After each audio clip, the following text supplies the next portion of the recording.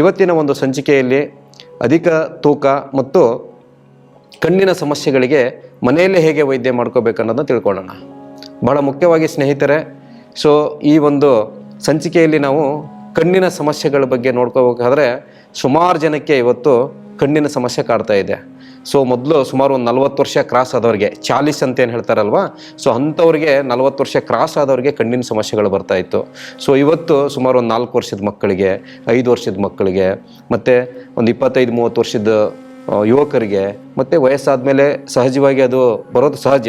ಆದರೆ ಸಣ್ಣ ಸಣ್ಣ ಮಕ್ಕಳಿಗೂ ಕೂಡ ಯಾಕೆ ಇವತ್ತು ಕಣ್ಣಿನ ಸಮಸ್ಯೆಗಳು ಬರ್ತವೆ, ಅದು ಬರೋದ ರೀತಿ ಯಾವ ರೀತಿ ನಾವು ಜೀವನ ಕ್ರಮವನ್ನು ಮಾಡಬೇಕು, ಕಣ್ಣಿನ ಆರೈಕೆಯನ್ನು ಯಾವ ರೀತಿ ಮಾಡ್ಕೋಬೇಕು, ಮತ್ತು ಯಾವ ರೀತಿ ಆಹಾರ ಪದಾರ್ಥಗಳನ್ನು ಸೇವನೆ ಮಾಡಬೇಕು, ಮತ್ತು ಕಣ್ಣಿಗೆ ನಾವು ಬಹಳ ಮುಖ್ಯವಾಗಿ ಎಂಥ ಎಕ್ಸಸೈಸ್ಗಳನ್ನು ಮಾಡಬೇಕು, ವ್ಯಾಯಾಮಗಳನ್ನು ಮಾಡಬೇಕು, ಕಣ್ಣನ್ನು ಹೇಗೆ ಸ್ವಚ್ಛವಾಗಿ ಇಟ್ಕೋಬೇಕು ಅನ್ನೋದನ್ನ ಒಂದು ಈ ಸಂಚಿಕೆಯಲ್ಲಿ ತಿಳ್ಕೊಳ್ಳೋಣ ಬಂಧುಗಳೇ.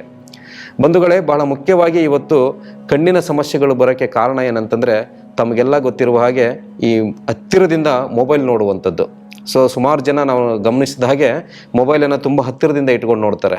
ಹಾಗೆ ಡೈರೆಕ್ಟಾಗಿ ಲೈಟ್ಗಳನ್ನು ನೋಡ್ತಕ್ಕಂಥದ್ದು, ಮತ್ತು ಮನೆಯಲ್ಲೇ ಸುಮಾರು 4 ಗೋಡೆಗಳ ಮಧ್ಯೆನೇ ನಾವು ವಾಸ ಮಾಡ್ತಕ್ಕಂಥದ್ದು ಕೂಡ ಒಂದು ಕಣ್ಣಿನ ಸಮಸ್ಯೆಗಳಿಗೆ ಬರೋಕ್ಕೆ ಮುಖ್ಯ ಕಾರಣ. ಹಾಗೆ ನಿಮಗೆ ಪೋಷಕಾಂಶದ ಕೊರತೆಯಿಂದ ನಮಗೆ ಕಣ್ಣಿನ ಸಮಸ್ಯೆಗಳು ಬರ್ತವೆ. ಹಾಗೆ ರಕ್ತದಲ್ಲಿ ರಕ್ತ ಸಂಚಾರ, ಕಣ್ಣಿನ ಒಂದು ರಕ್ತನಾಳಗಳಲ್ಲಿ ಅಥವಾ ಕಣ್ಣಿನ ಒಂದು ನರಗಳಲ್ಲಿ ರಕ್ತ ಸಂಚಾರ ಆಗದಿದ್ದಾಗಲೂ ಕೂಡ ನಮಗೇನಾಗ್ತದೆ, ಕಣ್ಣಿನ ಸಮಸ್ಯೆ ಬರ್ತದೆ.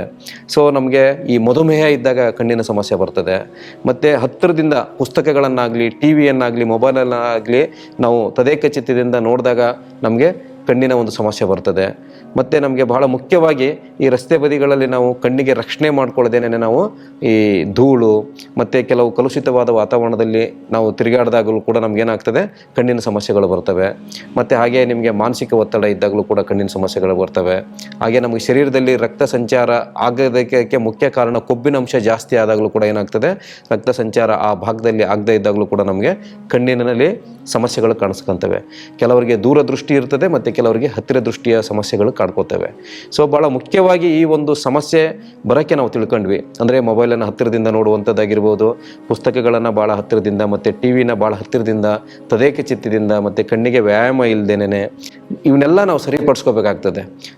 ಈ ಒಂದು ಕಣ್ಣಿನಲ್ಲಿ ಭಾಳ ಮುಖ್ಯವಾಗಿ ಸಮಸ್ಯೆ ಬರೋಕ್ಕೆ ಕಾರಣ ಏನಂದರೆ, ಶರೀರದಲ್ಲಿ ಉತ್ಪತ್ತಿ ಆಗ್ತಕ್ಕಂಥ ಪಿತ್ತವನ್ನು ಒಂದು ದೋಷದಿಂದನೂ ಕೂಡ ನಮಗೇನಾಗ್ತದೆ, ಈ ಕಣ್ಣಿನ ಒಂದು ಸಮಸ್ಯೆ ಬರ್ತದೆ. ಪಿತ್ತ ಏನಾಗ್ತದೆ ಅಂದರೆ, ಪಿತ್ತ ಮತ್ತು ವಾತ ಕಫ ಅಂತ ಏನು ಹೇಳ್ತೀವಲ್ವ, ಪಿತ್ತ ಜಾಸ್ತಿ ಸಂಗ್ರಹ ಆಗೋದಿಲ್ಲಿ ನಮಗೆ ಕಣ್ಣಲ್ಲಿ.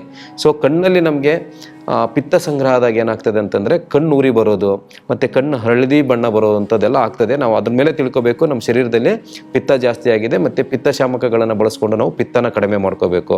ಹಾಗೆ ನೀವು ರಸ್ತೆಗಳಲ್ಲಿ ಅಥವಾ ಈ ಮೋಟರ್ ಸೈಕಲ್ಗಳಲ್ಲಿ ಓಡಬೇಕಾದ್ರೆ ಅಥವಾ ಧೂಳಿರ್ತಕ್ಕಂಥ ಪ್ರದೇಶಗಳಲ್ಲಿ ಓಡಾಡಬೇಕಾದ್ರೆ ನಾವು ಕಣ್ಣಿಗೆ ಕನ್ನಡಕಗಳನ್ನು ಹಾಕೊಂಡು ಓಡಾಡುವಂಥದ್ದು.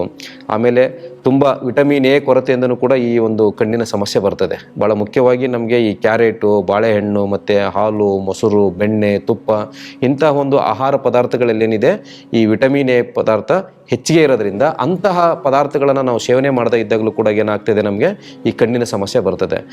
ಈ ಕಣ್ಣಿನ ಸಮಸ್ಯೆ ಬರೋಕ್ಕೆ ಏನು ಕಾರಣಗಳಿದ್ದಾವಲ್ವ, ಈ ಕಾರಣಗಳನ್ನು ನಾವು ಸರಿ ಮಾಡಿಕೊಂಡ್ರೆ ನಮಗೆ ಖಂಡಿತವಾಗ್ಲೂ ಕಣ್ಣಿನ ಸಮಸ್ಯೆ ಬರೋದೇ ಇಲ್ಲ.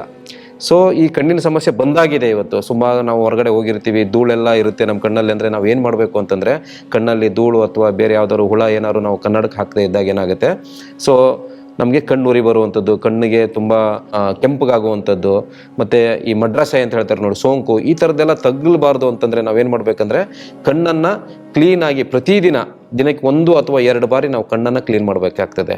ಅದು ಹೇಗೆ ಮಾಡಬೇಕು ಅಂತಂದರೆ, ಒಂದು ಬಟ್ಲಲ್ಲಿ ಅಥವಾ ಒಂದು ನಮಗೆ ಕಣ್ಣನ್ನು ಮುಳುಗಿಸೋಕ್ಕಾಗೋಂಥ ಒಂದು ಬಟ್ಲಲ್ಲಿ ಸ್ವಚ್ಛವಾದಂತಹ ನೀರು ತಗೋಬೇಕಾಗ್ತದೆ.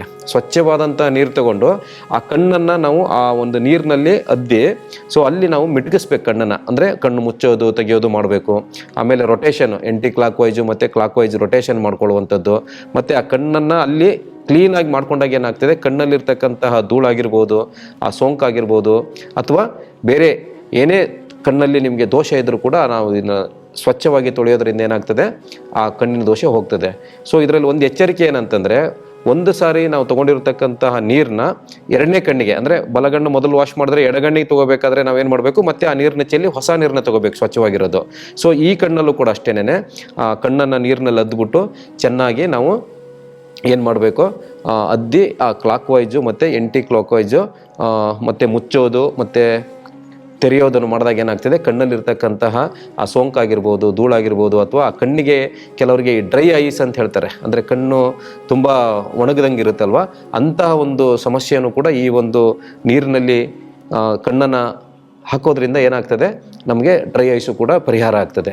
ಹಾಗೆ ಕೆಲವರಿಗೆ ವಿಪರೀತ ಕಣ್ಣುರಿ ಇರ್ತದೆ. ಸೊ ಕಣ್ಣುರಿ ಬಂದಾಗ ಏನಾಗ್ತದೆ ಅಂದರೆ ನಮಗೆ ಸಿಕ್ಕಾಪಟ್ಟೆ ಕಣ್ಣು ಉರಿ ಬರೋದು ಮತ್ತು ತಲೆ ಬಿಸಿ ಆಗೋದು ಈ ಥರ ಎಲ್ಲ ಆಗ್ತದಲ್ವ. ಅಂಥ ಸಂದರ್ಭದಲ್ಲಿ ಅಲೋವೆರಾ ಪಟ್ಟೆ ಆಗಿರ್ಬೋದು, ಅಲೋವೆರಾ ಪಟ್ಟೆ ಇರುತ್ತಲ್ವ, ಅದನ್ನ ಮಧ್ಯೆ ಸೀಳ್ಬಿಟ್ಟು ಆ ಕಣ್ಣಿನ ಮೇಲೆ ಹಾಕ್ಕೊಂಡು ಸುಮಾರು ಒಂದು ಅರ್ಧ ಗಂಟೆ 1 ಗಂಟೆ ನಾವು ಬಿಟ್ಟು ಹಾಗೆ ಒಂದು ಪಟ್ಟು ಕಟ್ಕೊಂಡಿದ್ರೆ ಏನಾಗ್ತದೆ, ಆ ಕಣ್ಣಿನಲ್ಲಿರ್ತಕ್ಕಂತಹ ಉರಿ ಕೂಡ ಕಡಿಮೆ ಆಗ್ತದೆ ಮತ್ತು ಅಲ್ಲೇನಾದ್ರು ಸಣ್ಣ ಪುಟ್ಟ ಸೋಂಕಿನಿಂದ ಏನಾದ್ರು ಇನ್ಫೆಕ್ಷನ್ ಆಗಿದ್ರು ಕೂಡ ಹೋಗ್ತದೆ. ಹಾಗೆ ನೀವು ಅಲೋವೆರಾ ಪಟ್ಟಿ ಇಲ್ಲದಿರೋ ಜಾಗದಲ್ಲಿ ನಾವು ಸೌತೆಕಾಯಿ ಒಂದು ಪೀಸನ್ನು ಕೂಡ ನಾವು ಕಣ್ಣಿನ ಮೇಲೆ ಇಟ್ಕೊಂಡು ನಾವು ಪಟ್ಟು ಕಟ್ಕೊಂಡ್ರು ಕೂಡ ಏನಾಗ್ತದೆ, ಕಣ್ಣು ತಂಪಾಗ್ತದೆ. ಹಾಗೆ ಆಲೂಗಡ್ಡೆ ಒಂದು ಪೀಸನ್ನು ಕೂಡ ನಾವು ಕಣ್ಣು ಮೇಲೆ ಇಟ್ಕೊಂಡು ಪಟ್ಟು ಕಟ್ಕೊಂಡ್ರಾಗ ಏನಾಗ್ತದೆ, ಈ ಒಂದು ಕಣ್ಣುರಿ ಕಡಿಮೆ ಆಗ್ತದೆ.